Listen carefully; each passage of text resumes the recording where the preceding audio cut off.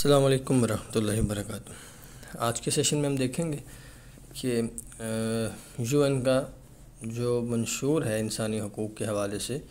اس کے جو سیکشنز ہیں وہ ناموس رسالت کے حوالے سے جو استعمال کیے جاتے ہیں وہ کن ممالک میں استعمال کیے جاتے ہیں، کیونکہ وہ سیکشنز خاص ممالک میں ہی استعمال کیے جاتے ہیں بلکہ صرف اسلامی ممالک میں استعمال کیے جاتے ہیں، اور خاص طور پہ ان اسلامی ممالک میں جہاں پہ باقاعدہ قانون سازی ہے ناموس رسالت و حرمت رسول کے حوالے سے، انہی کو ٹارگٹ کیا جاتا ہے، انہی کو ہدف بنایا جاتا ہے، اور انہی ممالک میں اس حوالے سے ایک فساد اور انتشار پیدا کرنے کی کوشش کی جاتی ہے۔ تو اس میں ان دو پوائنٹس کے اوپر بیسکلی ہم نے بات کرنی ہے۔ ایک تو سب سے بڑا چیلنج ہے مسلمانوں کے لیے، مسلمانوں کے ایمان کے لیے اور اسلام کے لیے سب سے بڑا چیلنج اس وقت وہ آپ علیہ السلام کی ناموس و حرمت کی حفاظت اور حرمت رسول کا دفاع ہے، تحفظ ہے، حفاظت ہے۔ اور عالم کفر یو این کے ذریعے سے اسلامی ممالک میں ارتداد کے لیے، فساد پھیلانے کے لیے، انتشار پیدا کرنے کے لیے،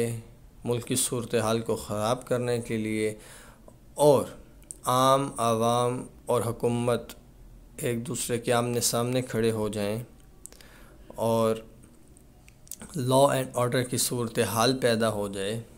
عام عوام کا حکمرانوں سے اور حکومت سے اعتماد ختم ہو جائے، اعتماد اٹھ جائے، ان مقاصد کے حصول کے لیے اسلامی ممالک میں ان شقوں کا استعمال کیا جاتا ہے، ان سیکشنز کا استعمال کیا جاتا ہے۔ تو ان سے اسلامی ممالک کو ہٹ کرنا بھی مطلوب و مقصود ہے، جو کہ سیاسی مقاصد ہیں، اور ان کے ذریعے سے بھی معاشی مقاصد کا حصول بھی ممکن بنایا جاتا ہے، اور سب سے بڑھ کے ارتداد پھیلانے کے لیے اور مسلمانوں کے ذہنوں میں شکوک و شبہات پیدا کرنے کے لیے، مسلمانوں کے ایمان کو ہٹ کرنے کے لیے اسلامی ممالک کو ہی منتخب کیا گیا، کیونکہ اسلامی ممالک میں رہنے والے مسلمان ہی تو آپ علیہ السلام کے ماننے والے ہیں، مسلمان ہی تو آپ علیہ السلام کی عزت، ناموس و حرمت کا تحفظ کرنے والے ہیں، اس لیے ٹارگیٹڈ ایریا اسلامی ممالک ہے، ٹارگیٹڈ کنٹریز اسلامی ممالک ہیں۔ اور اسلامی ممالک میں بھی خاص طور پہ وہ اسلامی ممالک جن کا تعلق بر صغیر پاک و ہند سے ہے، کیونکہ یہاں پہ اسلام اور مذہب اسلام کی جڑیں مضبوط ہیں، گہری ہیں، اور یہاں پہ لوگوں میں جذبات زیادہ ہیں، اسلام کے ساتھ لگاؤ زیادہ ہے، دین اور مذہب کے ساتھ لگاؤ زیادہ ہے۔ اس وجہ سے عام طور پہ اسلامی ممالک کو اور خاص طور پہ بر صغیر میں موجود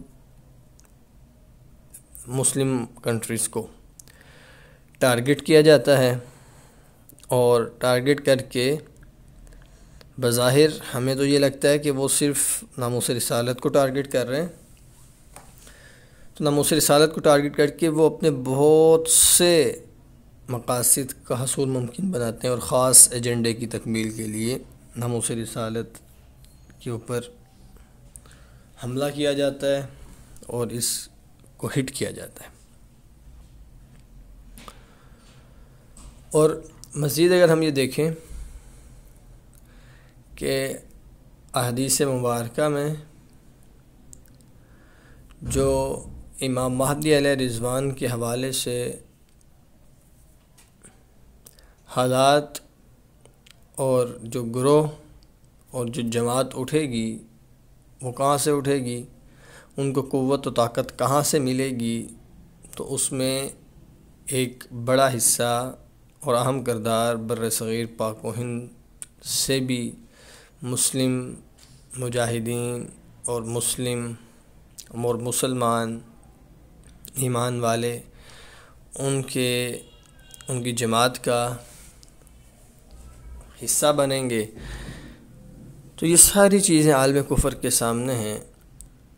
ان ساری وجوہات کو سامنے رکھتے ہوئے عالم کفر بر صغیر کے اسلامی ممالک کو ٹارگٹ اور ہٹ کرتا ہے، اور ایک بڑی وجہ یہ بھی ہے کہ بر صغیر کے جو اسلامی ممالک ہیں یہاں پہ معدنیات، ذخائر اور اللہ تعالیٰ نے بہت سی دولتوں سے نوازا ہے ان ممالک کو، تو اس کے اوپر بھی عالم کفر کی نظر ہے، جس وجہ سے عالم کفر اپنے دوسرے مقاصد کے ساتھ ساتھ معاشی مقاصد کے حصول کو بھی ممکن بنانے کی بہت حد تک کوشش کرتا ہے۔ عام طور پہ انبیاء علیہ السلام اور خاص طور پہ آپ علیہ السلام کی ناموس کو ہدف بنانے کا کیا مقصد ہے کہ صرف آپ علیہ السلام کی ناموس پہ نہیں بلکہ پہلے انبیاء علیہ السلام کی ناموس کو ہٹ کیا گیا، انبیاء علیہ السلام کی حرمت کو ہٹ کیا گیا، انبیاء علیہ السلام پر اعتراضات کیے گئے، ان کی گستاخیاں کی گئی، اور اس کے بعد آپ علیہ السلام کی توہین کی گئی۔ تو اس کی بنیادی وجہ کیا ہے کہ وہ انبیاء علیہ السلام اور امام الانبیاء صلی اللہ علیہ وسلم کی توہین اور گستاخی کرتے ہیں۔ تو یہ انبیاء علیہ السلام کی ناموس کو، حرمت کو ہٹ کرنے کا جو بنیادی مقصد سمجھ میں آتا ہے، چند پوائنٹس آپ کے سامنے لکھے ہیں کہ وہ مین میڈ اور گاڈ میڈ جو آئیڈیالوجی ہے کہ کچھ ایسے مذاہب ہیں دنیا میں جو کہ مین میڈ ہیں، اور 3 مذاہب ایسے ہیں جو کہ گاڈ میڈ ہیں، یعنی کہ آسمانی مذاہب، اور اس میں ایک مذہب اس وقت ایسا ہے یعنی کہ اسلام جو کہ محفوظ ہے، اور اس کی پیروی اور اتباع اور اسے قبول کرنا ہی نجات کے لیے لازم ہے۔ تو وہ یہ چاہتے ہیں کہ گاڈ میڈ آئیڈیالوجی سے مین میڈ آئیڈیالوجی پہ شفٹ کیا جائے تمام انسانیت کو، تاکہ ہماری راہ ہموار ہو سکے، ہمارا راستہ آسان ہو سکے۔ اس وجہ سے انبیاء کی ناموس کو ہٹ کیا جاتا ہے کہ انبیاء کی ناموس کو ہٹ کر کے جب انبیاء علیہ السلام کے متعلق انبیاء کو ماننے والے کے ذہن میں شک آ جائے گا، ڈاؤٹ آ جائے گا، شکوک و شبہات پیدا ہو جائیں گے، تو پھر اس کا ایمان باقی نہیں رہے گا، اور جب شکوک و شبہات پیدا ہو جائیں گے تو وہ پھر شفٹ کرے گا کسی اور آئیڈیالوجی پہ۔ تو انبیاء علیہ السلام کی آئیڈیالوجی کے علاوہ اس وقت دنیا میں دوسری آئیڈیالوجی وہ مین میڈ ہے، تو وہ مین میڈ پہ جائے گا، اور مین میڈ آئیڈیالوجی کو قبول کرنے والا بہت آسان شکار ہے دجال کا، بلکہ وہ دجالیت میں اس کا یہ پہلا قدم ہے کہ وہ انبیاء علیہ السلام کی آئیڈیالوجی کو چھوڑ کے مین میڈ آئیڈیالوجی کو قبول کرتا ہے، تو دجالیت میں وہ کا حصہ بن جاتا ہے، دجالیت کے سسٹم کا حصہ بن جاتا ہے، اور دجالیت کے فروغ کا حصہ بن جاتا ہے۔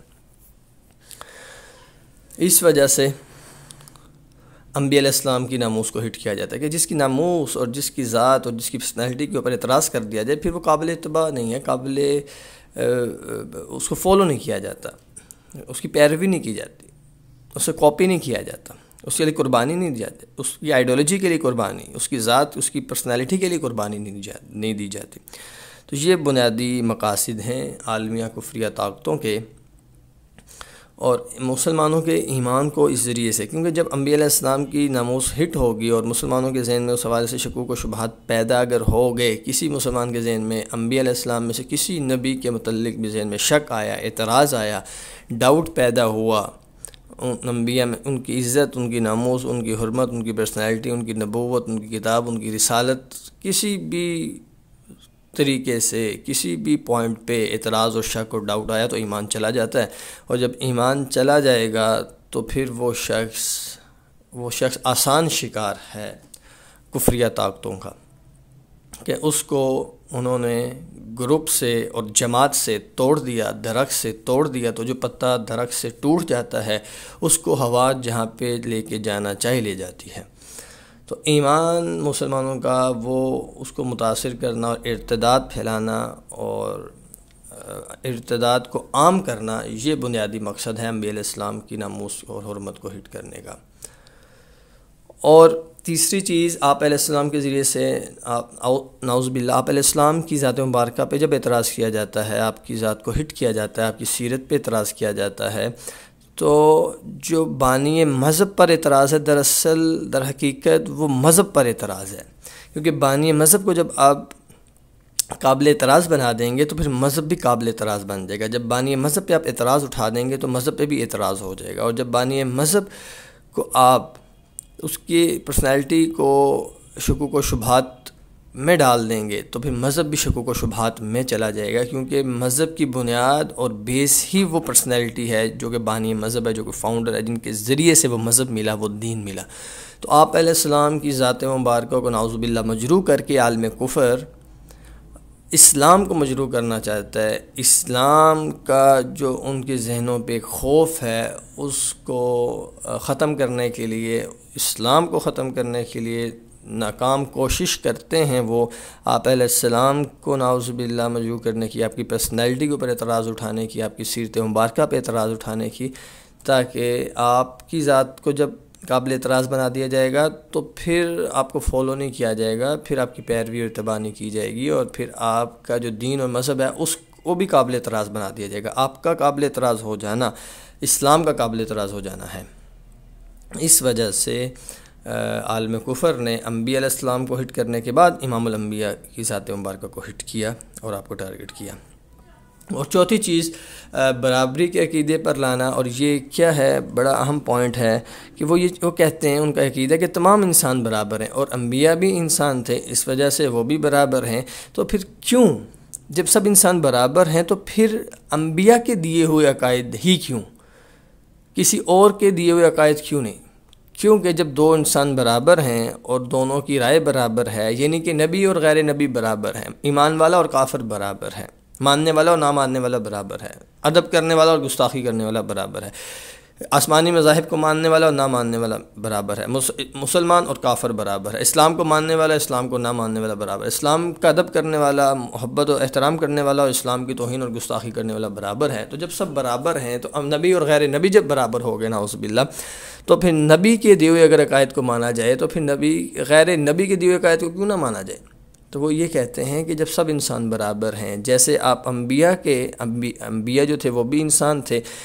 تو جب آپ نے عام انسان کو نبی کے برابر کر دیا، کھڑا کر دیا، تو پھر آپ نے عام انسان کے نظریات کو انبیاء کے نظریات کے برابر کر دیا، عام انسان کے دیے ہوئے آئیڈیالوجی کو انبیاء کی دی ہوئی آئیڈیالوجی کے برابر کر دیا،